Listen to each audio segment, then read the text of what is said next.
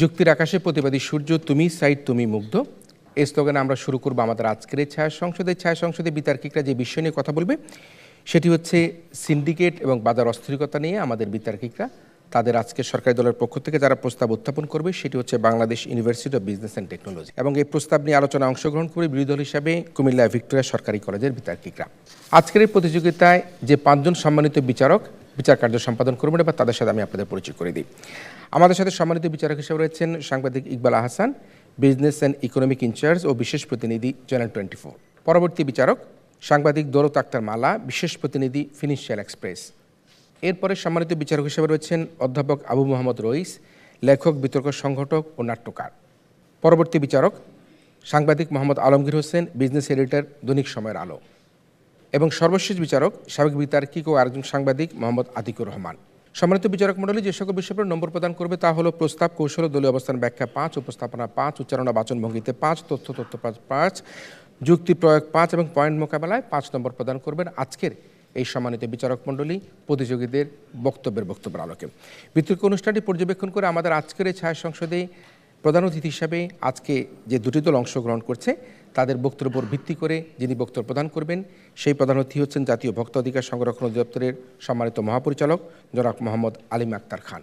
আমরা আমাদের সম্মানিত প্রধান অতিথি জাতীয় ভোক্তা অধিকার সংরক্ষণ অধিদপ্তরের মহাপরিচালক জনাব মোহাম্মদ আলিম আক্তার খানকে সবাই জোরে তালি দিয়ে অভিনন্দন জানাই।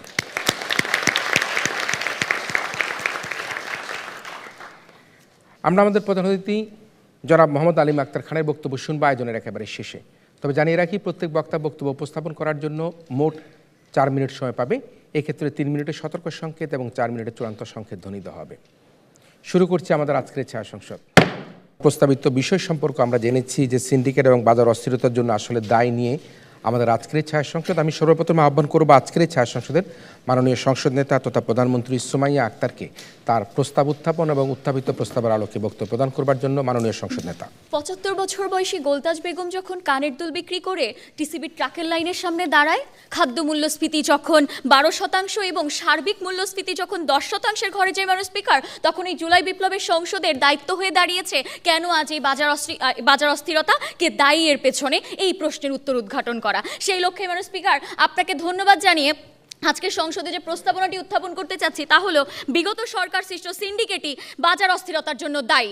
সরাসরি সংজ্ঞায়নে চলে যাচ্ছি মাননীয় স্পিকার। বিগত সরকার সৃষ্ট সিন্ডিকেট বলতে বোঝাচ্ছি 16 বছর স্বৈরাচারী সরকারের সামগ্রিক সৃষ্ট বাজার অর্থনীতির সিন্ডিকেট ব্যবস্থাকে, এবং বাজার অস্থিরতা বলতে বোঝাচ্ছি সামগ্রিক বাজার ব্যবস্থাকে কুক্ষিগত করে ভোক্তার অধিকার খর্ব করাকে, এবং এই প্রত্যয় দ্বারা বোঝাচ্ছি এটি একটি মুখ্য কারণ হিসেবে। মাননীয় স্পিকার, প্রশ্ন হতে পারে কেন আজকে আমরা বলছি এই বাজার অস্থিরতার জন্য বিগত সরকারের সৃষ্ট সিন্ডিকেটই অন্যতম ভূমিকা পালন করছে। প্রথমত মাননীয় স্পিকার, বিগত সরকার দীর্ঘদিন সুদ হার নির্ধারণে কৃত্রিম অনমনীয়তা অর্থাৎ 6 এবং 9% বজায় রেখেছে, যার কিন্তু একটা নেতিবাচক প্রভাব পড়েছে এই বর্তমান বাজারের উপরে। মাননীয় স্পিকার, দ্বিতীয়ত কেন্দ্রীয় সরকার থেকে ঋণ নেওয়া এবং অতিরিক্ত মুদ্রা ছাপানো এর ফলে কিন্তু অনিয়ন্ত্রিত যে মূল্যস্ফীতি বৃদ্ধি পেয়েছে এটিও আমার বাজারের অস্থিরতার জন্য কিন্তু দায়ী। মাননীয় স্পিকার, তৃতীয়ত টাকার অমূল্যায়ন, তথ্য সিন্ডিকেটের মাধ্যমে বিকৃত বাজার ব্যবস্থা এবং রাজনৈতিক সুবিধার লক্ষ্যে সিন্ডিকেটকে প্রশ্রয় এবং এই সিন্ডিকেটকে একটি সিস্টেমে পরিণত করেছে বিগত সরকার। মাননীয় স্পিকার, যার কারণ মাননীয় স্পিকার, এর ফলে কিন্তু আজকের এর ভুক্তভোগী কারা? আজকে সেই গোলতাজ বেগম, রহিম মিয়া এবং আপনার আমার মতো সকল সাধারণ জনগণ। মাননীয় স্পিকার, আরও একটা কথা বলা আছে, মুদ্রা ছাপানোর হার সর্বনিম্ন করতে হবে, কিন্তু তারা সেটাকে সর্বোচ্চ পর্যায়ে নিয়ে গেছে। মাননীয় স্পিকার, আমরা যদি একটু বিগত সরকারের একটু পিছনে তাকাই, ঠিক কিছুদিন আগেই বিগত সরকারের যে পতন, সেই পতনের ঠিক আগ মুহূর্তেও তারা 60,000 কোটি টাকা ছাপিয়ে বাজারে ছাড়ে। মাননীয় স্পিকার, যার ফলে কিন্তু বাজার সামনের দিকে চলা তো দূরের কথা, উল্টো দিকে চলা শুরু করে। মাননীয় স্পিকার, বিগত সরকারের আমরা যদি একটু বাজেটের দিকে তাকাই, বিগত সরকার সেখানে কিন্তু বাজেট মোকাবেলার জন্য অভ্যন্তরীণ খাত থেকে 98,000 কোটি টাকা ঋণ নিয়েছিল। মাননীয় স্পিকার, যার ফলে কি হয়েছে, আমার অভ্যন্তরীণ খাতে অর্থ সংকট দেখা দিয়েছে। এবং এই শুধু তাই নয়, ব্যয়বহুল মেগা প্রজেক্টের নামে মেগা দুর্নীতি চালিয়েছে মাননীয় স্পিকার তারা, যার ফলে কিন্তু আমার বাজারে একটা অতিরিক্ত চাপ সৃষ্টি বৃদ্ধি হয়েছে, পাশাপাশি সেই কারণে কিন্তু নিত্য পণ্যের দ্রব্য মূল্য কিন্তু বৃদ্ধি পেয়েছে। মাননীয় স্পিকার, শেষ করব। আগের কথা ছিল যে মাছে ভাতে বাঙালি, কিন্তু মাননীয় স্পিকার তা এখন বর্তমানে ডালে ভাতে বাঙালিতে নেমে এসেছে। মাননীয় স্পিকার, সেই ডালে ভাতে বাঙালি যেন নুনে ভাতে বাঙালিতে নেমে না আসে, সেজন্যই কিন্তু আমার এই অন্তর্বর্তী সরকার কাজ করা শুরু করেছে। মাননীয় স্পিকার, তারা কি করছেন? তারা 11টি পণ্যের আমদানি সহজ করেছেন। কিভাবে?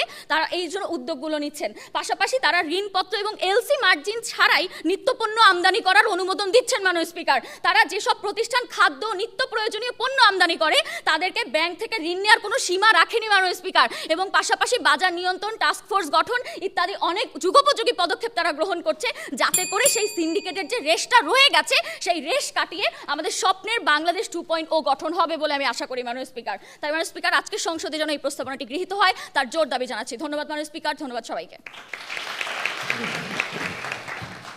ধন্যবাদ। আজকে সরকারি দল থেকে যে প্রস্তাব উত্থাপন করা হলো সেটি বলছে তারা বিগত সরকার সৃষ্ট সিন্ডিকেটই বাজার অস্থিরতার জন্য দায়ী।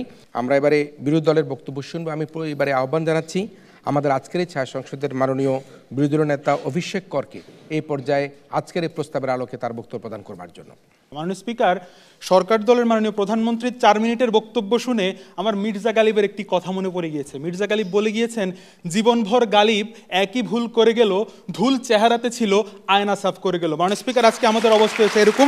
কেননা মাননীয় স্পিকার, আজকে যখন আমরা বাজার অস্থিরতার জন্য দায়ী কে এই বিষয়ে বিতর্ক করছি, তখন আমাকে সর্বপ্রথম দেখতে হবে দায়ী আমি তাকেই করব যার উপর দায়িত্ব অর্পিত থাকে। মাননীয় স্পিকার, সিন্ডিকেটের উপর কোনো ধরনের বাজার নিয়ন্ত্রণ করার দায়িত্ব কিন্তু অর্পিত থাকে না। মাননীয় স্পিকার, দ্বিতীয়ত মাননীয় স্পিকার, আজকে সরকার দলের বক্তব্য অনুযায়ী সরকার দলের সংজ্ঞান মেনে নিয়ে আমরা আজকে এই প্রস্তাবটির বিরোধিতা করছি। মাননীয় স্পিকার, আজকে আমরা বলছি নীতি নির্ধারকদের সুষ্ঠু পরিকল্পনা ও বাস্তবায়নের অভাবই বাজার অস্থিরতার জন্য দায়ী। আজকে আমরা বাজার ব্যবস্থা নিয়ন্ত্রণের জন্য সার্বিকভাবে যে কাঠামো আছে সে কাঠামোগত সংস্কারের দিকে মাননীয় স্পিকার আমরা ইঙ্গিত করছি। মাননীয় স্পিকার, আর মাননীয় স্পিকার, আজকে আমরা কেন বিগত সরকার সৃষ্ট সিন্ডিকেটকে বাজার অস্থিরতার জন্য অন্যতম মনে করছি না বা মুখ্য মনে করছি না, তার কয়েকটি কারণ। মাননীয় স্পিকার, আজকে যে নীতি নির্ধারকদের এই গাফিলতির কারণে বা নীতি নির্ধারকদের সুষ্ঠু পরিকল্পনা ও বাস্তবায়নের অভাবের কারণে যে সমস্যাগুলো হচ্ছে, প্রথমত বাজার বিশ্লেষণের সুযোগ থাকছে না। মাননীয় স্পিকার, আমরা কি দেখি দেশে যে প্রতিযোগিতা কমিশন রয়েছে সেই প্রতিযোগিতা কমিশনের কাজ হচ্ছে বাংলাদেশের মধ্যে যে বাজারের মধ্যে সুস্থ প্রতিযোগিতা নিশ্চিত করা, কিন্তু মাননীয় স্পিকার, আমার দেশে যে প্রতিযোগিতা কমিশনের জনবল ঘাটতি রয়েছে, কাঠামোগত সংস্কার প্রয়োজন, সেটি আজকে কোন সিন্ডিকেটের দায় আজকে মাননীয় স্পিকার সরকার দল দিবে? দ্বিতীয়ত মাননীয় স্পিকার, মাঠ পর্যায়ে থেকে সর্বোচ্চ পর্যায়ে সুসমন্বিত পদক্ষেপ মাননীয় স্পিকার দেখা যাচ্ছে না। তৃতীয়ত, ভোগ্যপণ্য আমদানিকারক প্রতিষ্ঠান পাইকারি ও খুচরা পর্যায়ে পর্যাপ্ত মনিটরিং ও জবাবদিহিতার অভাব রয়েছে। মাননীয় স্পিকার, ওনারা বলে গিয়েছেন অন্তর্বর্তীকালীন সরকার বেশ কিছু উদ্যোগ গ্রহণ করেছে, বিভিন্ন পণ্যের মধ্যে শুল্ক কর কমিয়েছে এবং বিভিন্ন জায়গাতে তারা যে এলসি আছে সেগুলো খুলে দিয়েছে। কিন্তু মাননীয় স্পিকার, আজকে এই শুল্ক কর কমিয়ে দেওয়ার ফলে তারা যে রহিম চাচা করিম চাচার কথা বলে গিয়েছে, সেই রহিম চাচা করিম চাচার ভাগ্য আসলে পরিবর্তন হবে কিনা সেই বিশ্লেষণটুকু কে করবে? মাননীয় স্পিকার, সেই বিশ্লেষণটুকু করবে বাংলাদেশ প্রতিযোগিতা কমিশন। সেই বাংলাদেশ প্রতিযোগিতা কমিশনকে কিন্তু মাননীয় স্পিকার আজকে শক্তিশালী করা হচ্ছে না। মাননীয় স্পিকার, চতুর্থত, সিন্ডিকেট সংস্কৃতিকে শক্তিশালী মনে করার একটি প্রবণতা আমাদের রয়েছে। মাননীয় স্পিকার, বিগত সরকারের সময় আমরা কি দেখেছি? তারা বলেছিল আমরা করোনার থেকে শক্তিশালী, কিন্তু তারা সিন্ডিকেট থেকে কখনো শক্তিশালী হতে পারেনি। মাননীয় স্পিকার, এবং আমরা দেখছি মাননীয় স্পিকার, বর্তমান সরকার বিগত সরকারের মতো সুর মিলিয়ে যখন বলে সিন্ডিকেট অত্যন্ত শক্তিশালী, তখন মাননীয় স্পিকার বাংলাদেশ 2.0 দাঁড়িয়ে অত্যন্ত হতাশ হতে হবে মাননীয় স্পিকার, এবং সেই হতাশার জায়গা থেকে আজকে আমরা বিরোধিতা করছি। মাননীয় স্পিকার, তারপর আসি আইনের অকার্যকর প্রয়োগ ও প্রশাসনের দুর্বল ব্যবস্থাপনা। মাননীয় স্পিকার, আজকে ভোক্তা অধিকার সংরক্ষণ অধিদপ্তরের সম্মানিত মহাপরিচালক এখানে উপস্থিত আছেন। মাননীয় স্পিকার, আজকে ভোক্তা অধিকার সংরক্ষণ অধিদপ্তরের অবস্থাটা হয়ে গিয়েছে রবি ঠাকুরের একলা চরলে গানের মতো। মাননীয় স্পিকার, তারা মাননীয় স্পিকার বাজার মনিটরিং করছে ঠিকই, কিন্তু মাননীয় স্পিকার এই যে সুসমন্বিত পরিকল্পনা এবং তার যথাযথ বাস্তবায়ন বা প্রয়োগ, এই যে মাননীয় স্পিকার আমাদের দেশে যে আইনগুলো রয়েছে, কৃষি বিপণন আইন, মজুদ আইন, এই আইনগুলোর সংস্কার প্রয়োজন, এই আইনগুলোর যথাযথ প্রয়োগ প্রয়োজন। এই সংস্কার বা প্রয়োগ নিয়ে মাননীয় স্পিকার নীতি নির্ধারকদেরকে কাজ করতে হবে। মাননীয় স্পিকার, এখানে কোনো সিন্ডিকেট তার দায় নিবে না। মাননীয় স্পিকার, অর্থাৎ মাননীয় স্পিকার, যতক্ষণ পর্যন্ত কাগজে কলমে আবদ্ধ না রেখে কার্যকরভাবে বাস্তবায়ন করে আপনি বাজার নিয়ন্ত্রণ করতে পারছেন না, ততক্ষণ পর্যন্ত নীতি নির্ধারক হিসেবে দায়ভার আপনার উপরে বর্তবে। মাননীয় স্পিকার, এখানে মাননীয় স্পিকার ব্যাপারটা আজকে সরকার দলের কথা অনুযায়ী অবস্থাটা এরকম হয়ে গিয়েছে, আমি যুদ্ধক্ষেত্রে বন্দুক নিয়ে যুদ্ধ করতে নেমেছি, কিন্তু বন্দুকে আমার কোনো বুলেট নেই, তার দায়কার, তার দায় শত্রুপক্ষের। মাননীয় স্পিকার, আজকে সিন্ডিকেট আমাদের শত্রু, সিন্ডিকেটকে দায়ভার না দিয়ে আমার সিস্টেমের মধ্যে যে গলদটুকু রয়েছে সে সিস্টেমের গলদের দিকে আঙুল তুলতে হবে, এবং সিস্টেমের গলদের দিকে আঙুল তুললেই এই জুলাই বিপ্লবে আবু সাইদ মুগ্ধরা যে রক্ত দিয়েছে সেই রক্তের যথাযথ প্রতিদান হবে বলে আমরা মনে করছি। মাননীয় স্পিকার, তাই এই সংসদে এই প্রস্তাবটি যেন কোনো মতে গৃহীত না হয় তার জোর দাবি জানাচ্ছি। ধন্যবাদ মাননীয় স্পিকার, ধন্যবাদ সবাইকে। ধন্যবাদ মাননীয় বিরোধী দলীয় নেতা অভিষেক করকে। এই পর্যায়ে আজকে যে প্রস্তাবিত বিষয়ে বিগত সরকার সৃষ্ট সিন্ডিকেটি বাজার অস্থিরতার জন্য দায়ী, আমরা দু দলের স্ট্যান্ড পয়েন্ট পেয়ে গেলাম। সরকারি দল থেকে বলা হচ্ছে এই সব কিছুই, যেগুলি বিরোধী দল থেকে বলা হচ্ছে এই সব কিছুই বিগত সরকার করে গিয়েছে, যে কারণের জন্য আজকে সিন্ডিকেট তৈরি হচ্ছে। আর বিরোধী দল থেকে যেটি বলা হচ্ছে সেটি বলছে যে এটা আসলে আমাদের যে প্রশাসনিক, আমাদের যে কর্মদক্ষতা, সেটিকে যদি আমরা আরও বেশি ভালো করতে পারি তাহলেই কিন্তু আমরা বাজার অস্থিরতা দূর করতে পারবো।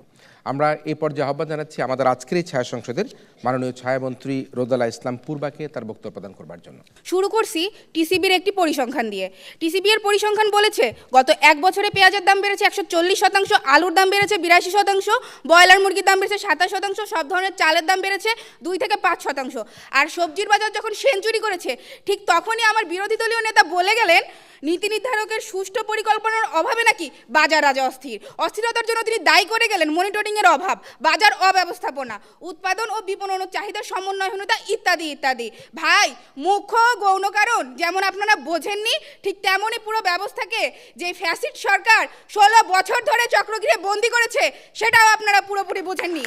তাই বিগত সরকারকে হয়তো আপনাদের কাছে ফেরেস্তা মনে হয়েছে। তারা সিন্ডিকেট করবে কখন? তারা তো আল্লাহ বিল্লাহ করেই সময় কাটিয়েছে, তাই না? আপনার এই ধারণার তীব্র নিন্দা জানিয়ে আমি আমার বক্তব্য শুরু করছি। মাননীয় স্পিকার, আমাদের প্রাইমারি সমস্যাটা হলো কাগজে কলমে এটা মুক্ত বাজার, কিন্তু বাস্তবে এটি নিয়ন্ত্রিত বাজার। 16 বছর ধরে দক্ষতার সাথে করে গিয়েছে অলি গোপলি বাজার সৃষ্টি করেছে, ফলে গুটি কয়েক কর্পোরেট শ্রেণী আমাদের সামষ্টিক বাজারকে কুক্ষিগত করেছে। ইচ্ছে মতো পণ্যের সরবরাহ বাড়িয়ে কমিয়ে অস্থিরতার বিষয়টিকে একটি প্রাতিষ্ঠানিক রূপ দিয়ে গেছে মাননীয় স্পিকার। তাই আমি বারবার বলছি, বিগত সরকারের সৃষ্টি সিন্ডিকেটই বাজার অস্থিরতার জন্য দায়ী মাননীয় স্পিকার। আমার বিরোধী দলীয় নেতার কথা শুনে মনে হলো উনি চোরকে ধর্মের কাহিনী শুনিয়ে গেলেন, কিন্তু উনি হয়তো ভুলে গিয়েছেন চোরে না শুনে ধর্মের কাহিনী। মাননীয় স্পিকার দেখুন, বিগত সংসদে 182 জন ছিল ব্যবসায়ী, তাই যে কোনো সিদ্ধান্ত নেওয়ার ক্ষেত্রে ব্যবসার মুনাফাই যে প্রাধান্য পাবে এটাই তো স্বাভাবিক মাননীয় স্পিকার। টিআইবি বলেছে সংসদের 82% ব্যবসায়ী হওয়ার জন্যই সিন্ডিকেটের সামষ্টিক সংক্রমণ ঘটেছে মাননীয় স্পিকার। মাননীয় স্পিকার, বাংলাদেশ ব্যাংকের সাবেক গভর্নর ফরাসউদ্দিন স্যার বলেছেন আগে 2-1টি প্রতিষ্ঠান সিন্ডিকেট করতো, এখন সবাই করে। আগে শুধু সিন্ডিকেট হতো বাজারে, আর এখন সিন্ডিকেট আছে বাজার এবং অর্থনীতি, দুই ক্ষেত্রেই মাননীয় স্পিকার। আর এই সিন্ডিকেটের স্রষ্টা হলো বিগত শেখ হাসিনা সরকার মাননীয় স্পিকার। ভুল অর্থনীতি ব্যবস্থা, সুদ হার নির্ধারণ না করা, ডলারের বাজারকে স্থিতিশীল করতে না পারা, এই সকল কারণেই আমরা বারবার বলছি বিগত সরকার নিজেদের লোকদের সুবিধা দেবার জন্যই আজ বাজার অস্থির করেছে মাননীয় স্পিকার। মাননীয় স্পিকার, বাংলাদেশের অত্যাবশ্যকীয় 17টি পণ্যের মার্কেট শেয়ারের নিয়ন্ত্রণ করে বড় কয়েকজন আমদানিকারক, যার ফলে সিন্ডিকেটের বাইরে এখন কিছুই কল্পনা করা যায় না। সিপিডি বলেছে আমদানি ডিলারশিপ খুচরা পর্যায়ে নিজেদের বলয় তৈরি করেছে একটি সিন্ডিকেট গ্রুপ।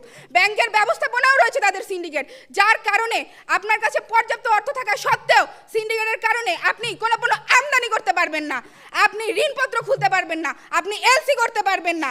আর এটার নাটের গুরু যে বিগত সরকারের দরবেশ কিংবা 6 ব্যাংক খেকো এস আলম গ্রুপ, তা বলাই বাহুল্য মাননীয় স্পিকার। মাননীয় স্পিকার, বিগত সরকার দক্ষতার সাথে আমাদের আমদানি নির্ভর বাজারকে মনোপলি অর্থাৎ একমুখী করে গিয়েছে। বিশেষ এক দেশকে তারা সুবিধা দিয়ে গেছে, যার কারণে সেই বিশেষ দেশ যখন রপ্তানি বন্ধ করেছে মাননীয় স্পিকার, তখন আমাদের দেশে পেঁয়াজের দাম ছাড়িয়েছে 300 টাকার উপরে মাননীয় স্পিকার। যার কারণে এই বিশেষ গোষ্ঠীকে সুবিধা দেওয়ার কারণে আজকে আমার বাজার অস্থির মাননীয় স্পিকার। মাননীয় স্পিকার, দানা শস্য উৎপাদনে স্বয়ং সম্পূর্ণতার গল্প আমরা বহু বছর ধরে শুনে এসেছি, তবুও চাল ডাল গমের বাজার অস্থির। এর কারণ হলো মন্ত্রী সাধন চন্দ্রের বাঁধন হারা সিন্ডিকেটের দৌরাত্ম্য মাননীয় স্পিকার। আর চিনি উৎপাদন কেলেঙ্কারির কথা আমাদের কারোরই অজানা নয় মাননীয় স্পিকার। 2020 সালের 15টি চিনি কলের মধ্যে 6টি বন্ধ করে দেওয়া, 2024 সালের মার্চে চট্টগ্রামে চিনি কলে আগুন দেওয়া এবং সাথে সাথে চিনির দাম যে দ্বিগুণ হয়ে যাওয়া, এটি যে বিগত সরকারের একটি সিন্ডিকেট, এটি বুঝতে আমাদের কারোরই বাকি থাকে না মাননীয় স্পিকার। আমরা কোনো দলের পক্ষে নয় মাননীয় স্পিকার, আমরা সাধারণ জনগণের পক্ষে। সেই সকল সাধারণ জনগণ, সেই সকল মানুষ যারা দুবেলা দুমুঠো খেয়ে বাঁচতে পারে মাননীয় স্পিকার, সেই লক্ষ্যে বাজারে যে মূল সমস্যাটি, যে মূল কারণটি, সেটি খুঁজে বের করাই আমাদের আজকের সংসদের মূল উদ্দেশ্য মাননীয় স্পিকার। তাই এই বৈষম্য দূর করার লক্ষ্যে আমার এই প্রস্তাবটি যেন সংসদে গৃহীত হয় মাননীয় স্পিকার, তার জোরদার দাবি জানাচ্ছি। ধন্যবাদ মাননীয় স্পিকার, ধন্যবাদ সবাইকে। ধন্যবাদ মাননীয় ছায়ামন্ত্রীকে। এই পর্যায়ে আহ্বান জানাচ্ছি আজকের এই ছায়া সংসদের মাননীয় বিরোধী দলনেতা মোহাম্মদ রাশিদুজ্জামান প্লাবনকে তার বক্তব্য প্রদান করবার জন্য। মাননীয় স্পিকার, ওনাকে একটি প্রশ্ন করে গিয়েছিলাম। উনি বলেছিলেন যে নীতি নৈতিকতার সাথে রেখে আজকে তারা বাজার সিন্ডিকেটে করে গেছে। সরকার দল বিগত সরকার সৃষ্ট সিন্ডিকেটকে কেন্দ্র করে যে ধরনের কথাগুলো বলে গেলেন, যে ধরনের পয়েন্ট আউটগুলো করে গেলেন, এই পয়েন্টগুলো যদি আমরা সাথে উপজীব্য করে যদি আমরা দেখতে পাই বাংলাদেশের বাজারগুলো, আমাদের বাজারগুলোতে কোন ধরনের দিকগুলো দেখতে পাই, ধর্ম বর্ণ বয়স নির্বিশেষে ক্রেতা বিক্রেতা থেকে শুরু করে আমাদের সৎ ব্যবসায়ী অসৎ ব্যবসায়ী আমাদের রয়েছে সেখানে খুচরা বিক্রেতা। তো আমরা দেখতে পাই সবাই বিদ্যমান, মাননীয় স্পিকার। কিন্তু আজকে তাহলে আমাদের বাজারের পরিস্থিতিটা কেমন, মাননীয় স্পিকার? বাজারের পরিস্থিতিটা হচ্ছে এমন, ঠিক অস্থির পরিস্থিতি এবং স্থির পরিস্থিতি। অস্থির পরিস্থিতিকে যদি আমরা দেখতে পাই তাহলে আমরা দেখি যে সেখানে রয়েছে আমার আজকে সরকার দল প্রস্তাবিত উত্থাপন অনুযায়ী সিন্ডিকেট। আজকে যদি নীতি নির্ধারকদের যদি এই ধরনের গুণাবলী যদি কোনো কারণে যদি তাদের মধ্যে অভাব দেখা যায় তাহলে সরকার দল থেকে বারবার এমন প্রস্তাব উত্থাপিত হতেই থাকবে এবং তারা বারবার বিরোধী সরকারকে দায়ী করে যাবে। মাননীয় স্পিকার, আজকে সরকার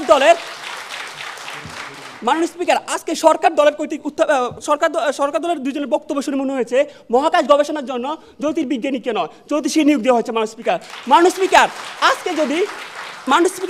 আজকে যদি আমরা দেখতে পাই আমাদের সরকার দল বিগত সরকারের অদৃশ্য সিন্ডিকেটকে কেন্দ্র করে নাকি আজকে বাজারকে অস্থির করে রেখেছে। মাননীয় স্পিকার, সে অস্থির বাজারকে যদি আমরা দেখতে পাই 71 সাল পর থেকে আজ এই মুহূর্ত পর্যন্ত আমরা দেখতে পাই আমাদের যে নীতি নির্ধারক রয়েছে কোনো দায়িত্বশীল আচরণ থেকে বাজারকে স্থির করে তুলতে পারেনি। তার কারণ কি? তাদের মধ্যে যে দায়বদ্ধতার জায়গা রয়েছে, অর্থাৎ দেশপ্রেমের জায়গা রয়েছে, সেটি তাদের মধ্যে বিদ্যমান দেখতে পাই না।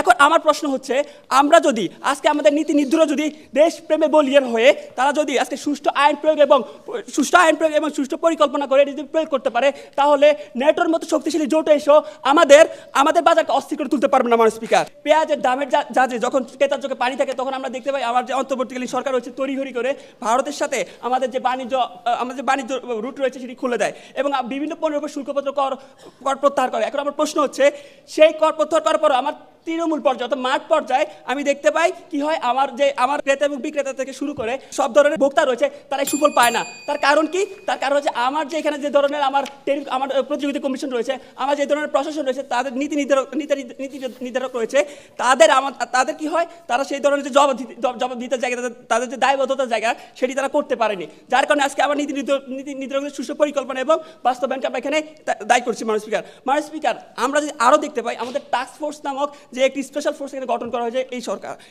এই সরকার। এখন আমার প্রশ্ন হচ্ছে, টাস্ক ফোর্স তার নির্বাহী একটা পাওয়ার দেওয়া হয়েছে, তাদেরকে দেওয়া হয়েছে আমাদের বিভিন্ন আইন শৃঙ্খলা বাহিনী। এখন প্রশ্ন হচ্ছে, আমরা চট্টগ্রামে দেখেছি টাস্ক ফোর্স তার দায়িত্ব পালনে গড়িমসি করছে। কেন করছে? মাননীয় স্পিকার, তার মধ্যে যে দেশপ্রেমের জায়গাটি, তার মধ্যে যে দায়বদ্ধতার জায়গাটি, সেটি তার মধ্যে আজকে আমরা কি দেখতে পাই না। যার কারণে আমার তরুণ উপদেষ্টা যারা নাহিদ ইসলাম তিনি তার যে করা নির্দেশের কারণে টাস্ক ফোর্স তখন তড়িঘড়ি করে বাজার তদারকিতে নামে। এখন আমার প্রশ্ন হচ্ছে, এমন আর কত নির্দেশ তাদেরকে দিবে এবং সেই নির্দেশের কারণে তারা আজকে তার দায়বদ্ধ জায়গাটি তারা উপলব্ধ হবে। তাই আমরা মনে করি ঠিক এই জায়গাটাতে মনে করি বিগত সরকারের আমলেও সিন্ডিকেট রয়েছিল, এর আগেও ছিল, এখন আছে। মাননীয় স্পিকার, এখন আমাদের যদি নীতি নির্ধারকরা যদি এই জায়গাতে কাজ না করে, অর্থাৎ সুষ্ঠু পরিকল্পনা বাস্তবায়নের জায়গায় কাজ না করে তাহলে পরবর্তী যেই সরকার রাজনীতিতে আসবে তারা আবার এই সরকারকে দায় চাপিয়ে দিয়ে যাবে। তা আমরা মনে করি এই সংসদে যাতে আজকে প্রস্তাবটি উত্থাপিত না হয় তার জোর দাবি জানাচ্ছি।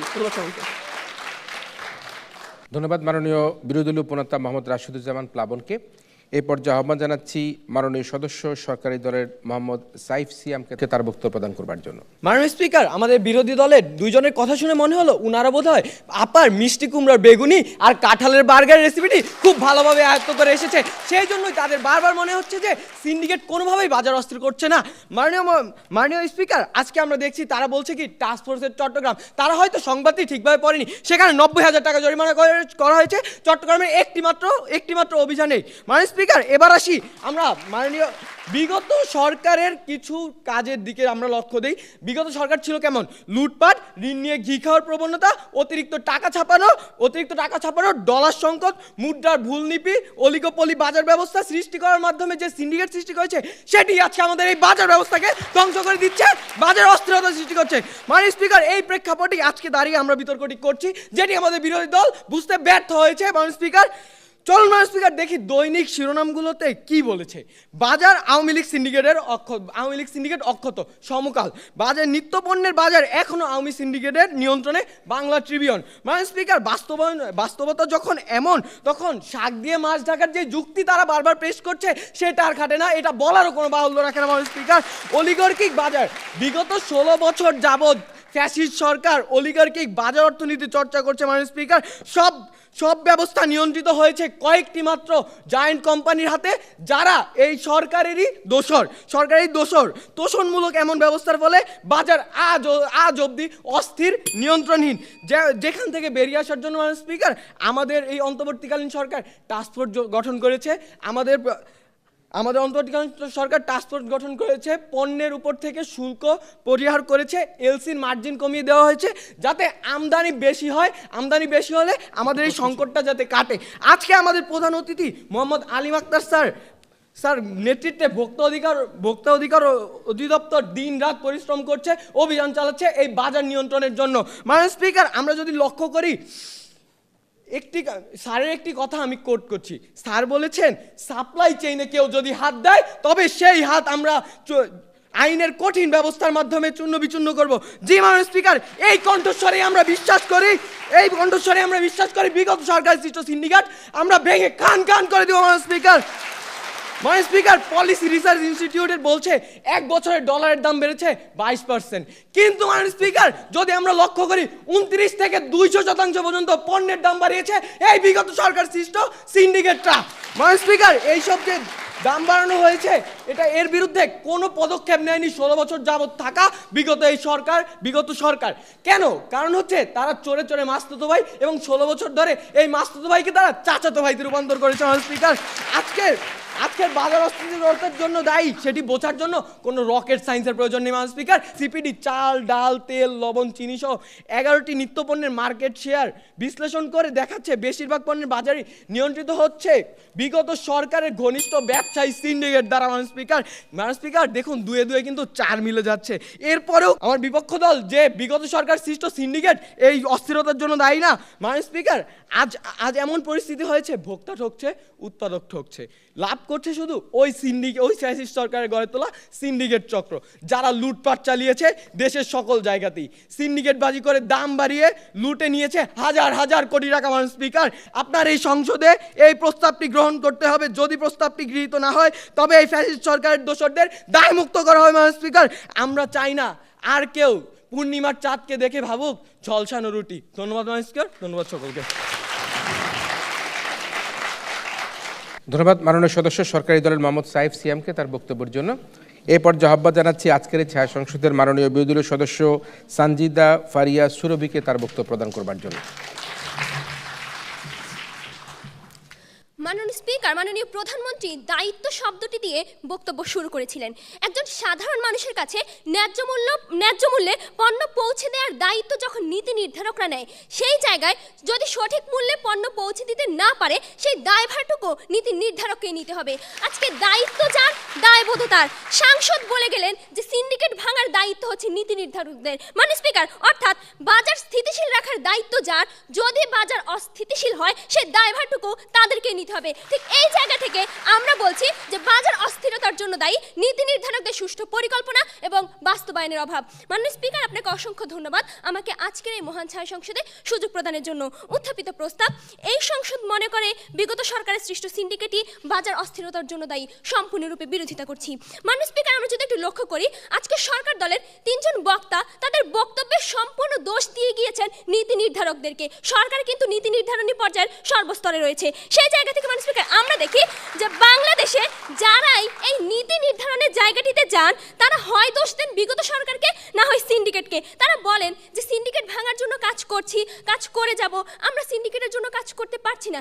এখন মাননীয় স্পিকার প্রশ্নটি হচ্ছে নীতি নির্ধারকরা আসলে কি কাজ করেছেন? দিচ্ছেন, কি কাজ করছেন, তার কোনো সুফল তো আমার সাধারণ জনগণের কাছে আসছে না মাননীয় স্পিকার। মাননীয় স্পিকার দেখুন, আজকে মাঠ পর্যায় থেকে সর্বোচ্চ পর্যায়ে যে সুসমন্বিত পদক্ষেপ সেই জিনিসটির অভাব আমরা দেখতে পাই। 2007 সালে যখন সেনা সমর্থিত তত্ত্বাবধায়ক সরকার আসে তখন তারা মূল্যস্ফীতি কমানোর জন্য মাননীয় স্পিকার অভিযান বাড়ায়, মনিটরিং বাড়ায়, কিন্তু দিন শেষে দেখা যায় যে মূল্যস্ফীতির রেকর্ড পরিমাণ 11.59% বাড়ে।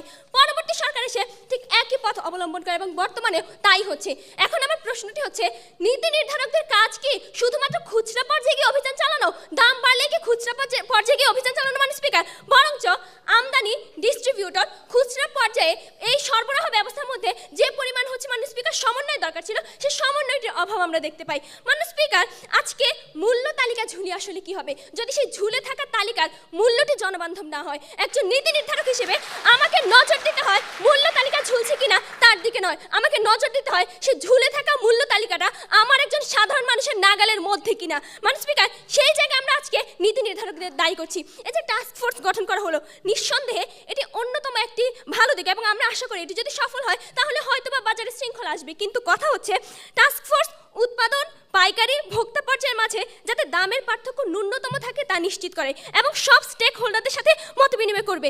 এই করতে করতেই অক্টোবর মাসে মূল্যস্ফীতি বেড়ে দাঁড়িয়েছে 10.87%। ঠিক এই জায়গাতে আমরা চাই যে দাম বাড়ার পরে নয়, দাম বাড়ার আগে মাননীয় স্পিকার আজকে নীতি নির্ধারকরা যেন একটু কাজ করে। মাননীয় স্পিকার দেখুন, আজকে যদি এই প্রস্তাবটা সংসদে গৃহীত হয়, তারা যে রহিম চাচা, করিম চাচার কথা বলে গেলেন, তাদের মতো ওই সাধারণ মানুষরা যারা কিনা একটু দ্রব্যমূল্য কমার আশায় আছে, আজকে বাজার থেকে হতাশ হয়ে ফিরতে ভাবে যে না এবার হয়তো দামটা একটু কমবে, সেই মানুষদের সাথে, সে আশায় ভরসা করে থাকা মানুষদের সাথে এক প্রকার প্রতারণা করা হবে। মাননীয় স্পিকার, প্রতিটি পর্যায়ে সরবরাহ ব্যবস্থা, উৎপাদন ব্যবস্থা এবং বাজার নিয়ন্ত্রণে যেখানে নীতি নির্ধারকদের একটি সুসমন্বিত পরিকল্পনার মাধ্যমে একটি শৃঙ্খলা বজায় রাখা দরকার ছিল, সেই শৃঙ্খলাটির অভাব। এবং এই শৃঙ্খলাটি আসলে নীতি নির্ধারকরা তাদের নীতি নির্ধারণের জায়গা থেকে সর্বোচ্চ কাজটুকু করলে আজকে আমার বাজার স্থিতিশীল হবে। আজকে যে সাধারণ মানুষ, সে সাধারণ মানুষের মনে একটু স্বস্তির নিঃশ্বাস পড়বে। তাই মাননীয় স্পিকার, সাধারণ মানুষের কথা চিন্তা করে আজকের এই মহান ছায়া সংসদে এই প্রস্তাবটি যেন কোনোভাবেই গৃহীত না হয় তার জোর দাবি জানাচ্ছি। ধন্যবাদ মাননীয় স্পিকার, ধন্যবাদ সবাইকে।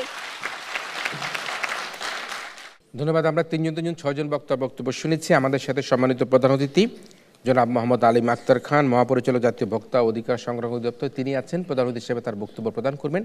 তবে আমরা আবারও আমাদের প্রধান অতিথির বক্তব্য শুনবার পূর্বে যুক্তি খণ্ডন পর্বে আমরা দু দলের দলনেতাদের কিছু কথা শুনে নিতে চাই। সে কারণে সর্বপ্রথমে আহ্বান জানাচ্ছি আজকের এই ছায়া সংসদের বিরোধী দলনেতা অভিষেক করকে পুনরায় 2 মিনিট তার বক্তব্য উপস্থাপন করবার জন্য।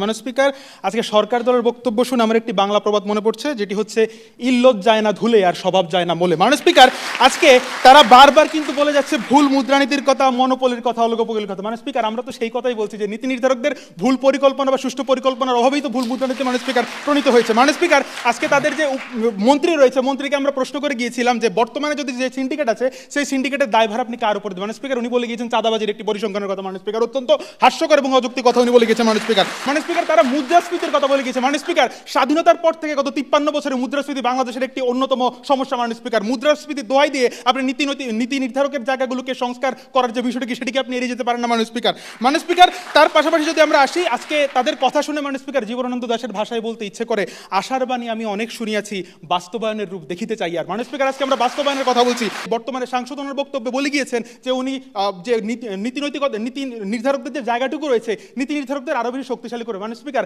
যদি নীতি নির্ধারকদের শক্তিশালী করা হয় তাহলে মাননীয় স্পিকার দায়টা মূলত কার উপর বর্তায়? সিন্ডিকেটের উপর নাকি নীতি নির্ধারকের উপর? মাননীয় স্পিকার, তারা আজকে স্ববিরোধী বক্তব্য দিয়ে গেছে একের পর এক। মাননীয় স্পিকার, তারা আজকে বলে গেছে বিগত সরকারের ব্যবসায়ী ছিল 82%। মাননীয় স্পিকার, বিগত সরকারের ব্যবসায়ী ছিল 82%, বর্তমান সরকারে তো নেই। তাহলে বর্তমান সরকার ঠিক কোন সমস্যার কারণে আজকে তারা সিন্ডিকেটের বিরুদ্ধে শক্তিশালী অবস্থানে যেতে পারছে না? মাননীয় স্পিকার, তারা রেশের কথা বলছে। মাননীয় স্পিকার, এই রেশের দেশে যতদিন পর্যন্ত সিন্ডিকেটের দোহাইয়ের লীলা খেলা চলতে থাকবে ততদিন পর্যন্ত মানুষের ভাগ্যের কোনো উন্নতি হবে না। মাননীয় স্পিকার, আর মাননীয় স্পিকার, আজকে এই ছায়া সংসদে যদি প্রস্তাবটি গৃহীত হয় তাহলে মাননীয় স্পিকার, এই বাজার ব্যবস্থাপনার সাথে জড়িত যে নীতি নির্ধারকরা রয়েছে মাঠ পর্যায়ে থেকে শুরু করে সর্বোচ্চ পর্যায়ে সবাই আজকে বলিবে এবার তবে হাফ ছাড়িয়া বাঁচিলাম। এবং সামগ্রিকভাবে বর্তমানে সংস্কারের সময় দাঁড়িয়ে আমরা বিশ্বাস করি এই বর্তমান সরকার, বর্তমানে এই বিগত সরকারের উপর দায় চাপানোর সংস্কৃতিকে পুনরাবৃত্তি না করে নীতি নির্ধারকদের জায়গাতে যে সংস্কারটুকু রয়েছে সেই সংস্কারটুকুকে ঠিকঠাকভাবে পরিকল্পনা এবং বাস্তবায়ন ঘটানোর মাধ্যমে বাজার অস্থিরতাকে দূরীকরণ বলবে, এমনটাই আমাদের প্রত্যাশা। ধন্যবাদ মাননীয় স্পিকার, ধন্যবাদ সবাইকে। ধন্যবাদ মাননীয় বিরোধী দলনেতা অভিষেক করকে যুক্তি খণ্ডন পর্বে তার বক্তব্য প্রদান করবার জন্য। এবারে সর্বশেষে ওয়াইন্ড আপ সেশনে বক্তব্য প্রদান করবার জন্য অনুরোধ করছি মাননীয় প্রধানমন্ত্রী তথা সংসদ নেতা সুমাইয়া আক্তারকে। বিরোধী দলের নেতা বারবার বলে যাচ্ছেন আমরা নাকি একটা দায় চাপানো সংস্কৃতির মধ্যে আছি, কিন্তু তিনি যে আসলে প্রতিবারই এই নীতি নির্ধারক, এই সরকার, এদের উপরেই বারবার দায় চাপিয়ে যাচ্ছেন সেটা তারা আসলে বুঝতে পারেননি মাননীয় স্পিকার এতক্ষণ। মাননীয় স্পিকার, তারা আরেকটা বিষয় বুঝতে পারেনি যে আপনার কথা শুনে আমার আরেকটা ছন্দ মনে পড়ে গেছে, রক্ষকই যখন ভক্ষক। আপনি এমন এক রক্ষকের কাছে এই নীতি নির্ধারণ চাচ্ছেন, এমন এক রক্ষকের কাছ থেকে আপনি আশা করেছেন যে এই রক্ষকরা আসলে ওই ভক্ষকের জায়গাটাই পালন করেছে, আর তাদের ছত্রছায়ায় যে সিন্ডিকেট তৈরি হয়েছে সেগুলোই আসলে পরবর্তীতে বাজার অস্থির সহ দেশের যত দুর্নীতির সাথে জড়িত। মাননীয় স্পিকার একটু লক্ষ্য করুন, আজকে তারা বুঝতে পারেননি নীতি নির্ধারক আসলে কারা। একটি দেশের নীতি নির্ধারক হচ্ছে সরকার। আপনার সেই সরকারের প্রত্যেকটা ব্যক্তি যদি রক্ষক হয়ে ভক্ষকের মতো দায়িত্ব পালন করে, তারা যদি সিন্ডিকেট তৈরি করে, জায়গায় জায়গায় ওই যে বললেন ট্রাক আসার সময় এক এক জায়গায় ধরে ধরে এই লিগ ওই লিগ করে টাকা চাঁদা নেওয়া, এই কাজগুলো করে, এগুলো আসলে কিন্তু সেই সরকারের অংশই। মাননীয় স্পিকার, তারা এটা আসলে বুঝতেই পারেননি, কারণ আপনি সেই ব্যক্তিদেরকে যখন আমরা ধরে নিয়ে জিজ্ঞেস করা হয়, যে আপনাকে জিজ্ঞাসাবাদ করা হয় যে আপনার পিছনে আসলে কে, আপনার সাপোর্টটা কে, তখন তারা বলে আমার তো অমুক নেতা মাননীয় স্পিকার, অমুক ভাই মাননীয় স্পিকার, অমুক ভাইয়ের ছত্রছায়ায় আমরা বেড়ে উঠেছি, তিনি সিঙ্গারা সমুচা দিয়ে বলছে ওইখানে গিয়ে চাঁদাবাজি করো। মাননীয় স্পিকার, তারা সেটা বোঝে নাই। মাননীয় স্পিকার, তারা বলছে অক্টোবরের মূল্যস্ফীতি কেন বৃদ্ধি পেল, এই 2 মাসে আমরা আসলে কি করেছি। মাননীয় স্পিকার, তাদেরকে একটু বলতে চাই, এখন তো তথ্য সিন্ডিকেট নাই ভাই, এই জন্য সত্য তথ্যটা জানতে পারছেন, আগে তো সত্যটা জানতে পারেন নাই। আগে রাজনৈতিক একটা সুবিধা ভোগের জন্য তারা সত্য তথ্য আপনার কাছে লুকিয়েছে, এই জন্য আপনি সত্য জানতে পারেন নাই। এখন তো আর সেই সিন্ডিকেট নাই, এখন তো আপনি সেটা জানতে পারেন, এই জন্য আপনি সত্যটা বলতে পারলেন আজকে সংসদে দাঁড়িয়ে। মাননীয় স্পিকার, তারা বললেন যে বাজারের যে অস্থিরতা বা এইগুলোর জন্য নীতি নির্ধারণ করতে হবে। আমি আপনাকে বারবার বলছি, নীতি নির্ধারণের কাজটা আসলে কার ছিল? আপনার সরকারে, বিগত সরকারে যখন 182 জন ব্যবসায়ী ছিল, সেই 182 জন ব্যবসায়ীরাই কিন্তু আপনার নীতি নির্ধারণগুলো করেছে। তার মানে কি, তারা নিজেদের পকেটটাই আগে চিন্তা করেছে যে আমার পকেট গরম হওয়ার পরে জনগণ খাইলে খাইলো, না খাইলে না খাইলো। মাননীয় স্পিকার, এই চিন্তাটাই তারা করেছে, এর কারণেই তারা বাজারের ওই যে মূল্য তালিকার কথা বললেন যে আলুর দাম 20 টাকা হলেও বাজারে আমি দেখছি 50 টাকায় কিনতে হবে। কেন কিনতে হবে? কারণ তাদের উপর থেকেই তারা এই প্রেসার বাজারে ব্যবসায়ীদের উপর সৃষ্টি করেছে যে আপনি এই টাকা আমাকে মান্থলি এনে আমার কাছে দিবেন, আমার পকেট গরম করবেন, তাহলে আপনি এটা পাবেন। মাননীয় স্পিকার, তাই আজকের এই সংসদের জন্য এই প্রস্তাবনাটি গৃহীত হয় তার জোর দাবি জানাচ্ছি। ধন্যবাদ মাননীয় স্পিকার, ধন্যবাদ সবাইকে। ধন্যবাদ মাননীয় প্রধানমন্ত্রী তথা সংসদ নেতাকে। দ্রব্যমূল্যবৃদ্ধি, বাজার অস্থিরতা, আসলে এটি একটি আমাদের প্রাত্যহিক, আমাদের সাধারণ জনগণের একটা ভোগান্তির বিষয়।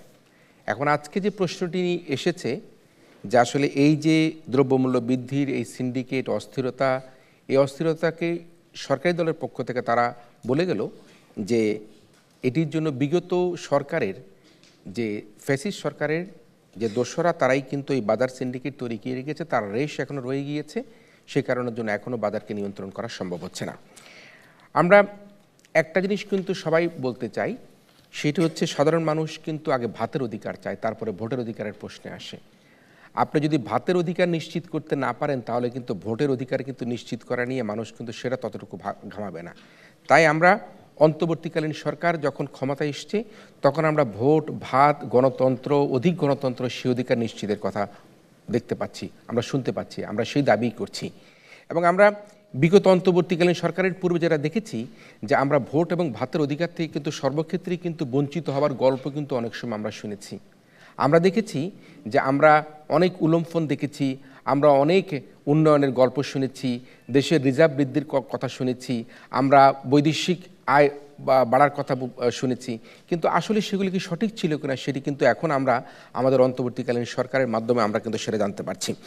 আমাদের এই যে দ্রব্যমূল্যকে নিয়ন্ত্রণ করবার জন্য, ভোট ও ভাতের অধিকারকে নিশ্চিত করবার জন্য, মানুষকে দুমুঠো খেয়ে পরে বেঁচে থাকবার জন্য, তার নাগরিক অধিকার নিশ্চিত করবার জন্য আমাদের অন্তর্বর্তীকালীন সরকারের পক্ষ থেকে দেখেছি তাদের রাজস্ব বোর্ড কতগুলি গুরুত্বপূর্ণ সিদ্ধান্ত গ্রহণ করেছে। তারা কয়েকটি পণ্যের উপর আমদানি শুল্ক তারা কমিয়েছে, ভ্যাট কমিয়েছে, রেগুলেটরি ট্যাক্স কমিয়েছে, বিশেষ করে ডিম, পেঁয়াজ, আলু, চিনি, ভোজ্য তেলের উপর তারা কর অব্যাহতি প্রদান করেছে। পেঁয়াজের উপর আমদানি শুল্ক প্রত্যাহার করেছে এবং প্রতি কেজি পেঁয়াজ আমদানিতে এখনও পর্যন্ত তারপরও কেন 85 টাকা বিক্রি হবে, যদিও সেখানে শুল্ক প্রত্যাহার করা যায়, সেই প্রশ্ন কিন্তু এখন মানুষের মধ্যে থেকে যাচ্ছে। ডিমের উপর 25% কর থেকে কমিয়ে 5% আমদানির উপর কর কমানো হয়েছে। এই যে বিভিন্ন রকম প্রচেষ্টা সরকার করছে, তারপরে কিন্তু আমরা সেই ডিমকে কিন্তু এখন 12-12.5 টাকা করে কিনে খেতে হচ্ছে। আমরা আশা করছি যে অনতিবিলম্বে যদি এই ডিম, পেঁয়াজ যেগুলি শুল্ক প্রত্যাহার করে, চিনি শুল্ক কমিয়ে যে আমাদেরকে সরকার সুবিধা প্রদান করছে, তার সুফল সাধারণ জনগণ পাবে, যাতে আমরা আমাদের ন্যায্য মূল্যে আমাদের ক্রয় ক্ষমতার মাধ্যমে আমরা আমাদের এই দ্রব্যমূল্য কিনতে পারি, যাতে এই শুল্ক কমালেই বা শুল্ক রেয়াত দিলেই সেই সুবিধা যাতে সিন্ডিকেট শ্রেণী না পেয়ে যায়, সাধারণ ভোক্তারা যাতে পায়, ক্রেতারা যাতে পায়, সেদিকে কিন্তু আমাদেরকে অন্তর্বর্তীকালীন সরকারকে আমাদেরকে বিশেষভাবে আমাদেরকে নজর দিতে হবে। আমরা সেই কারণের জন্য এনবিআরকে স্বাগত জানাই। তারা নিত্য প্রয়োজনীয় কয়েকটি দ্রব্যের উপর তাদের শুল্ক প্রত্যাহার করবার জন্য, আমরা দেখেছি বিগত সরকার শুল্কের কথা বললেই বলতো রাজস্ব আয় কোথায় থেকে আসবে, দেশের ইনকাম কোথায় থেকে হবে। যখন দেশের হাজার হাজার কোটি টাকা লুটপাট হয়ে বিদেশে চলে যেত, আমরা এই কুইক রেন্টালের নামে হাজার হাজার কোটি টাকা দেখেছি লুটপাট হয়েছে, সেই প্রশ্ন কিন্তু আমাদের আসতো না, বলা হতো তো রাজস্ব আয়, জনগণের উপরে বোঝা চাপনে কিন্তু একটা বড় লক্ষ্য ছিল। সে কারণে এনবিআর এই যে একটা গুরুত্বপূর্ণ সিদ্ধান্ত গ্রহণ করেছে, কতগুলি পণ্যের উপর তারা শুল্ক কমিয়েছে, যে পেঁয়াজ, চাল, চিনি, ভোজ্য তেল, ডিম, এগুলোর উপরে আমরা তাকে এর জন্য স্বাগত জানাই। আসন্ন রমজানে কিন্তু নিত্য প্রয়োজনীয় দাম যদি আমরা আমাদের সরকার, অন্তর্বর্তীকালীন সরকার মানুষের ক্রয় ক্ষমতার মধ্যে স্থিতিশীল রাখতে না পারে, তাহলে সরকারের প্রতি কিন্তু অন্তর্বর্তী সরকারের প্রতি মানুষের যে আশা ভরসার জায়গাটা, সেই জায়গাটা কিন্তু চ্যালেঞ্জের মধ্যে পড়তে পারে। সে কারণে আমি মনে করি যে ফেব্রুয়ারি 28 তারিখে বোধহয় রমজান শুরু হবার কথা রয়েছে, এই রমজানের পূর্বেই সরকার তার যথাযথ পদক্ষেপ গ্রহণ করে যাতে ভোগ্য প্রয়োজনীয় পণ্য, রমজানে যেসব পণ্যগুলি বেশি ব্যবহার হয় তার দাম যাতে ক্রয় ক্ষমতার মধ্যে থাকে, ন্যায্য মূল্যে কেনা সম্ভব হয়, অধিক মূল্য যাতে না হয়, সেদিকে কিন্তু সরকারকে নজর দেওয়ার জন্য আমরা অনুরোধ করছি। সেক্ষেত্রে আমরা দেখেছি 5-6টি বিশেষ পণ্যের উপর সরকার এলসির মার্জিন সেখানে প্রত্যাহার করবার জন্য অনুরোধ করেছে। আমরা সেই এলসির মার্জিনের মধ্যে যেগুলি রয়েছে সেগুলি যদি প্রত্যাহার করা হয়, আগে যেমন আমরা 100% টাকা দিয়ে আমাদেরকে সেখানে এলসি করতে হতো ব্যবসায়ীকে, তাহলে সেই টাকা তাকে সুদ গুনতো। তো এখন যদি সে 100% মার্জিন তা না লাগে, তাহলে কিন্তু আমরা মনে করি যে এটিও কিন্তু সরকারের মাননীয় উপদেষ্টা, যিনি অর্থ উপদেষ্টা রয়েছেন, তার একটা সঠিক সিদ্ধান্ত যে 5-6টি অত্যাবশ্যকীয় পণ্যের উপর এলসির মার্জিন প্রত্যাহার করলে আমি মনে করি আমাদের আমদানিটা সহজ হবে। রমজানে আমাদের ভোগ্য পণ্যগুলো সহজেই কিন্তু ব্যবসায়ীরা দেশে নিয়ে আসতে পারবে এবং নিত্য পণ্যের দাম আমরা স্থিতিশীল রাখতে পারব। কিন্তু এরপরে কিন্তু আমি বলি আমাদের দেশের বড় একটা চ্যালেঞ্জ হচ্ছে গিয়ে যে একটা কৃত্রিম সিন্ডিকেট, কৃত্রিমভাবে আমরা আমাদেরকে কোল্ড স্টোরেজ তৈরি করার জন্য বিগত সরকার তাদেরকে ঋণ দিয়েছিল, যে কোল্ড স্টোরেজ তৈরি করলে ব্যবসায়ীরা সেখানে আলু রাখবে এবং সেই আলু তারা বছর শেষে বিক্রি করবে। কিন্তু সেই কোল্ড স্টোরেজের ঋণ নিল, অল্প পয়সার ঋণ নিয়ে, সরকারের কাছ থেকে ঋণ নিয়ে কোল্ড স্টোরেজ তৈরি করলো ঠিকই, কিন্তু বাজারের কৃষকদের কাছ থেকে 8 টাকা 12 টাকা করে আলু কিনে নিজের সেই কোল্ড স্টোরে তালা মারে রেখে দিল। তালা মারে রেখে সেই আলু, যে কৃষকের আলু, কৃষককে 12 টাকার আলু কৃষককে 40 টাকা 50 টাকা করে বন্ধ করে রাখে, তাকে কিনে খেতে বাধ্য করলো। সুতরাং সরকারের সুবিধা যে ব্যবসায়ীরা নিল জনগণের সুবিধা দেবার জন্য, সেই সুবিধা কিন্তু সেই সিন্ডিকেট শ্রেণী গ্রহণ করলো। জনগণের সিন্ডিকেট যেদিন জেগে উঠবে সেদিন কিন্তু স্বৈরাচারের মতো বাংলাদেশ থেকে পতিত সরকার প্রধানের মতো সবাইকে পালাতে হবে। তাই আমি মনে করি দ্রব্যমূল্যের দাম যদি আমরা নিয়ন্ত্রিত রাখতে হয়, তাহলে জনগণের সিন্ডিকেটকে আমরা সোচ্চার করতে হবে। আজকে ব্যবসায়ীদের সিন্ডিকেট বলি, দ্রব্যমূল্যের সিন্ডিকেট বলি, সেক্ষেত্রে জনগণের সিন্ডিকেট তৈরি করে জনগণকে ভয়েস রেজ করতে হবে, প্রতিবাদ করতে হবে। যারা দ্রব্যমূল্য বৃদ্ধি করছে তাদের সামনে গিয়ে দাঁড়াতে হবে। তাহলে আমি মনে করি যে আমাদের এই দ্রব্যমূল্যকে আমরা নিয়ন্ত্রণ করতে পারবো। আমাদের আমদানির নীতিতে বেশ কিন্তু ভুল আছে। আমরা কি দেখি, আমাদের কখন আলু আমদানি করতে হবে, কখন ডিম আমদানি করতে হবে, কখন পেঁয়াজ আমদানি করতে হবে। আমাদের কৃষি মন্ত্রণালয়, বাণিজ্য মন্ত্রণালয়, মৎস্য পশুসম্পদ মন্ত্রণালয়, তাদের মধ্যে কোনো সমন্বয় নেই। বাজারে যখন ডিমের চাহিদা থাকে, আমদানি করবার জন্য চিঠিপত্র লেখালেখি করতে করতেই দেখা যাচ্ছে যে আমাদের 2 মাস 3 মাস হয়ে যায়, তাদের ডিমের দাম বেড়ে যাচ্ছে। আমাদের যখন পেঁয়াজের চাহিদা থাকে, এই চিঠিপত্র লিখতে লিখতে আরেক মন্ত্রণালয়কে, বাণিজ্য মন্ত্রণালয়, কৃষি মন্ত্রণালয়, মৎস্য পশুসম্পদ মন্ত্রণালয়কে, এই যে সমন্বয়হীনতা আমাদের আমদানির নীতির মধ্যে, আমাদের আমলাতান্ত্রিকতা, সেই জায়গাটা কিন্তু দূর করতে না পারলে আমরা প্রয়োজন অনুযায়ী যখন আমাদের জরুরি ভিত্তিতে আমাদের যে সকল পণ্য আমদানি করা দরকার, আমদানি করা যদি সম্ভব না হয়, তাহলেই কিন্তু আমাদের ভোগ্য পণ্যের দামকে আমরা নিয়ন্ত্রণ করতে পারবো না। আমরা বারবার বলছি দ্রব্যমূল্যকে নিয়ন্ত্রণ রাখতে হবে, বাজার স্থিতিশীল রাখতে হবে, আমাদের গণতন্ত্রকে রক্ষা করতে হবে, যারা দুর্নীতি করেছে সেই শ্বেতপত্র প্রকাশ করতে হবে, তাদের উপযুক্ত বিচার করতে হবে, ঐক্যবদ্ধভাবে স্লোগান তুলতে হবে, আওয়াজ তুলতে হবে, এই দেশকে বাঁচাতে হবে। এই দেশকে বাঁচানোর জন্য আমরা জনগণের মুখে হাসি ফোটানোর জন্য আমরা দ্রব্যমূল্য নিয়ন্ত্রিত রেখে সাধারণ মানুষকে স্বস্তি দেবার জন্য আমরা সর্বাত্মক প্রচেষ্টা আমরা অব্যাহত রাখবো। আমি আমার বক্তব্য শেষ করছি। এই পর্যায়ে আমি আহ্বান জানাচ্ছি এই ছায়া সংসদের যিনি প্রধান অতিথি জাতীয় ভোক্তা অধিকার সংরক্ষণ অধিদপ্তরের মহাপরিচালক জনাব মোহাম্মদ আলিম আক্তার খানকে এবারে প্রধান অতিথি হিসেবে তার বক্তব্য প্রদান করবার জন্য। এখানে বাজার বলতে আমরা নানা ধরনের বাজার দেখি। এখন আমরা আছি বাজার অর্থনীতির যে পুঁজিবাদী অর্থনীতিতে বা বাজার অর্থনীতি, যে পুঁজিবাদী বা বাজার অর্থনীতিতে একটা ক্লাসিক্যাল ধারণা আছে, বাজার নিয়ন্ত্রণ করবে একদিকে চাহিদা এবং যোগানের ভারসাম্য, এবং বাজারের সেলার বায়ার তারা বার্গেন করেই মূল্যটা নির্ধারণ করবে। এটা মুক্ত বাজার অর্থনীতির একটা ক্লাসিক্যাল থিওরি। কিন্তু আমরা এটাও ভুলে যাব না যে এর পেছনে আরও কিছু শক্তি সক্রিয় থাকতে হয়। একটা রাষ্ট্র থাকে, রাষ্ট্রের সরকার থাকে, সরকারের সাথে যুক্ত ব্যক্তিরা থাকেন যাদেরকে নীতি নির্ধারক বলা হচ্ছে।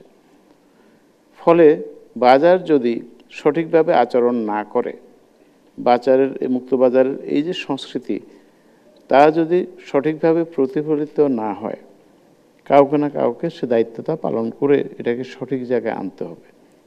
তাই হলো সরকার। সরকারের উদ্দেশ্যই হলো জনগণের বা ওই দেশের নাগরিকদের সন্তুষ্টি অর্জন করা, তাদেরকে শান্তিতে স্বস্তিতে রাখা। এবং আমি এই ক্ষেত্রে বলবো যে আমাদের অত্যন্ত মহামতি অ্যারিস্টটল, উনি একটা ওনার পলিটিক্স ওই গ্রন্থে রাষ্ট্রকে চমৎকারভাবে সংজ্ঞায়িত করেছেন, এখনও এটা আছে। যেমন উনি বলেছেন যে রাষ্ট্র হলো উত্তম কোনো উদ্দেশ্য সাধনের জন্য সমবায়, ব্যক্তিদের সমবায়। অর্থাৎ ব্যক্তিরা একত্রিত হবে, সমবায়ী প্রচেষ্টা নিবে এবং তার উদ্দেশ্যই হবে নাগরিকদের জন্য, রাষ্ট্রের জন্য উত্তম কোনো উদ্দেশ্য সাধন। ঠিক অনুরূপভাবে ভোক্তাদের স্বস্তি আনা, যৌক্তিক মূল্যে তারা যাতে ওপেনলি কোনো একটা পণ্য দ্রব্য কিনতে পারে, সেটা নিশ্চিত করা রাষ্ট্রের অন্যতম দায়িত্ব। এবং তারই একটা অংশ হলো, আমি বলবো যে ভোক্তা অধিকার সুরক্ষা অধিদপ্তর। যদি সত্যিকার অর্থেই মনে করা হয় যে এখানে একটা সিন্ডিকেট একটা সমস্যা, এবং যদি মনে হয় স্পেসিফিক্যালি সুনির্দিষ্টভাবে বিগত সরকারের সিন্ডিকেট, শুধু এটা দিয়ে দায় পাওয়ার উপায় আছে বলে আমার অন্তত মনে হয় না। বাজারের বাইরেও কিছু বিষয় বাজারকে প্রভাবিত করে, সেটা একটা সরকারের সুশাসন। কিছুক্ষণ আগে যেটা বলা হলো, এক কথায় গুড গভর্নেন্স। আমরা চাই যে কৃষকের উৎপাদন, যৌক্তিক পরিবহন খরচ বা সংরক্ষণ খরচ, এবং এরপরে বাজারে যখন আসবে সে যৌক্তিক লাভ নিয়ে যাতে মানুষ তার দ্রব্যতা কিনতে পারে বা বিক্রি করতে পারে। এটা যদি সঠিক হয়, আমাদের ভোক্তা সুরক্ষা অধিদপ্তরের কার্যক্রম অনেক সহজ হয়ে যায়। ঢাকাতে ডিম সাধারণভাবে দুটো সেন্টারে আসে।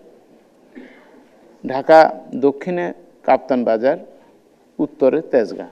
এখনও গত 50, 60, 70 বছর ধরে এই দুটি কেন্দ্রই রয়েছে। ঢাকা অনেক সম্প্রসারিত হয়েছে, দুটো সিটি কর্পোরেশন হলেও এই বিভিন্ন বিপণন কেন্দ্রগুলো আরও বেশি বিকেন্দ্রীভূত হওয়া দরকার। সেই উদ্দেশ্যে আমরা আলাপ করে মোট ঢাকা দক্ষিণে 60টি, উত্তরে 6টি সাব সেন্টার আমরা প্রস্তাব করেছি, এবং এটা আমরা 3 দিনের মধ্যে সিদ্ধান্ত গ্রহণের এটা বিক্রি হতে পারে বলে আমাদের পরিকল্পনা। প্রান্তিক খামারিদের কিভাবে মেইন স্ট্রিম আনা যায়, এবং এই যে সমস্যাটা কন্ট্রাক্ট ফার্মিং, অর্থাৎ আরও ব্যাখ্যা করলে যেখান থেকে সে মুরগির বাচ্চাটা কিনবে, একদিনের মুরগির বাচ্চা, এরপরে তার ভ্যাকসিন, তার খাবার এবং আনুষঙ্গিক ওই ফার্ম থেকে নিতে হবে, এমন একটা কালচার বা এমন একটা অবস্থা এখন বিরাজ করছে বলে শুনেছি। আমরা গত মিটিংয়ে সেটা নিরুৎসাহিত করেছি, বলেছি ইট শুড বি ওপেন। উনি বাচ্চা নেওয়ার পর যে কোনো প্রতিষ্ঠান থেকে যেটা তার পছন্দ, তাকে সেখান থেকে যাতে নিতে পারেন, এই ব্যবস্থাটা করা এবং করার জন্য আমরা সক্রিয় থাকব। এবং এটা আমরা অবশ্যই ভোক্তা অধিকার সুরক্ষা অধিদপ্তরের পক্ষ থেকে এটা নিশ্চিত করব, এই আমাদের অঙ্গীকার। রাষ্ট্রের সংজ্ঞায় এক জায়গায় বলা আছে যে state is the legitimate authority two impose violence. অর্থাৎ যদি এমন কোনো সিন্ডিকেট থাকে, রাষ্ট্রের এমন একটা অধিকার আছে যাতে করে তার উপরে শক্তিশালীভাবে আইন প্রয়োগ করে তাকে আইনের আওতা আনা যায়। That is the mandate of any state, that means the legitimate authority to make violence. জনগণের কল্যাণের জন্য, জনগণের মালিকানাধীন রাষ্ট্রে জনগণের পক্ষে সরকার যে ব্যবস্থা গ্রহণ করবে সেই ব্যবস্থা গ্রহণ করার তার এখতিয়ার এবং তার ক্ষমতা থাকা, এখতিয়ার যেমন আছে ক্ষমতাও থাকতে হবে, ক্ষমতা আছে, ক্ষমতার প্রয়োগ করতে হবে। আসন্ন রমজানে যে দ্রব্যগুলো বেশি প্রথমত প্রয়োজন হবে, ভোজ্য তেল, ছোলা, সেমাই, চিনি, এর সাথে যুক্ত ডাল বা ইত্যাদি। সরকার 15 দিন আগে বাণিজ্য মন্ত্রণালয় সহ অর্থ মন্ত্রণালয় একটা সভা করেছে। এই দ্রব্যগুলো কিভাবে আনা যায় তার জন্য শুল্ক কমানো, আমদানি উন্মুক্ত করা সিদ্ধান্ত নিয়েছে এবং মধ্যবর্তী পর্যায়ে টিসিবিকে কিছু পণ্য আমদানির জন্য এখতিয়ার দেওয়া হয়েছে। আর টিসিবির বাইরেও ব্যবসায়ীরা এটা যাতে সহজে আনতে পারেন সরকার সকল ধরনের সহযোগিতার আশ্বাস দিয়েছে। এটা আমি ওই মিটিংয়ে শুনেছি। তো আশা করছি এতে করে রমজানে আমাদের যে নিত্য প্রয়োজনীয় দ্রব্যের দাম নিয়ন্ত্রণে রাখা সম্ভব হবে এবং তাতে করে রমজানে আমাদের নাগরিকরা আরেকটু ভালো অবস্থানে থাকতে পারবে বলে আমি মনে করছি। এর মধ্যে খেজুরও আছে। Thank you. যাই হোক, আমরা রমজানের একটা স্বস্তি চাই এবং সেই স্বস্তির জন্য আমরা মনে করি যেটি বলা হয়েছে, সরকার যে কর ছাড় দিয়েছে, যে আমাদের আমদানির উপর যে এলসি মার্জিন সেটা উঠিয়ে দিয়েছে, সেগুলির কারণ যদি আমরা ঠিকমতো কাজে লাগাতে পারি তাহলে রমজানে আমরা দ্রব্যমূল্য স্থিতিশীল রাখতে পারবো। টিসিবির মাধ্যমে আমদানি করার কিছু অনুমতি দেওয়া হয়েছে এবং ওপেনলি যারা ব্যবসায়ীরা রয়েছে তারাও কিন্তু এই শুল্ক সুবিধা নিয়ে বা যারা এই মার্জিন না দেওয়া লাগে এরকম সুবিধা নিয়ে তারা পণ্য আমদানি করতে পারেন। আমরা রমজানের একটা স্বস্তি চাই, কারণ আসন্ন রমজান কিন্তু সরকারের জন্য একটা বড় অগ্নি পরীক্ষা, বিশেষ করে অন্তর্বর্তীকালীন সরকারের জন্য।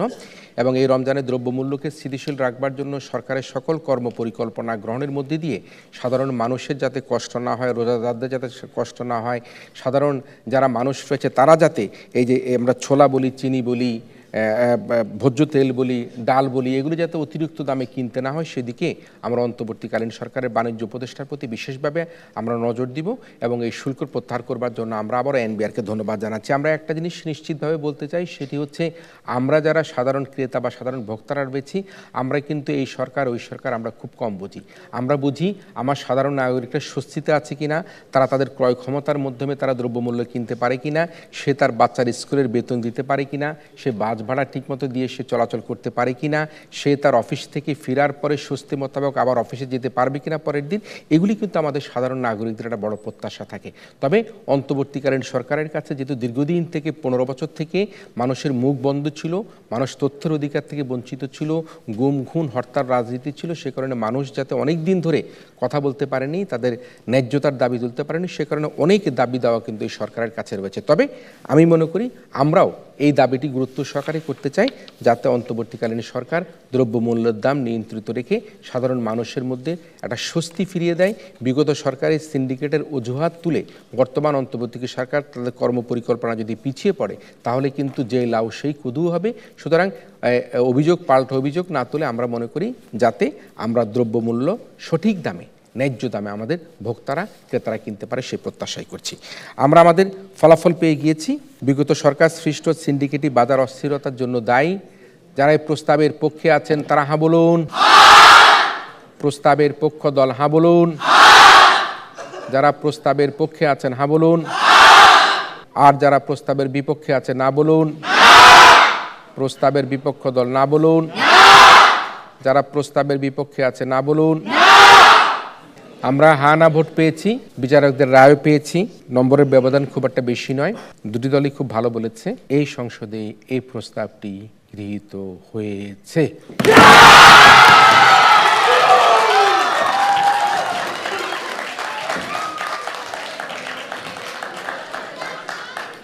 যেহেতু আজকের এই ছায়া সংসদে এই প্রস্তাবটি গৃহীত হয়েছে, তাই বলতে হচ্ছে এই ছায়া সংসদে হাজো যুক্ত হয়েছে, হাজো যুক্ত হয়েছে এবং হাজো যুক্ত হয়েছে। হাজযুক্তার কারণে আমরা আমাদের আজকের প্রতিযোগিতার সরকারি দল Bangladesh university of business and টেকনোলজিকে বিজয়ী বলে ঘোষণা করছি।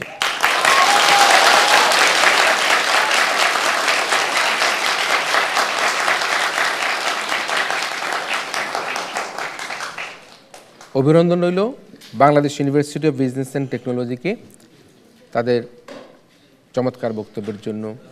আরও বেশি অভিনন্দন রইল অভিষেক এবং তার দল কুমিল্লা সরকারি ভিক্টোরিয়া কলেজের বক্তাদেরকে তাদের চমৎকার বক্তব্যের জন্য, বিশেষ করে অভিষেকের খুব ভালো বক্তব্যের জন্য। এবং অন্যদিকে সরকারি দলের পক্ষে রোদালা ইসলাম পূর্বার চমৎকার বক্তব্যের জন্য। দুজনের বক্তব্য খুব ভালো হয়েছে, তাদের দুজনকে আমরা অভিনন্দন জানাচ্ছি।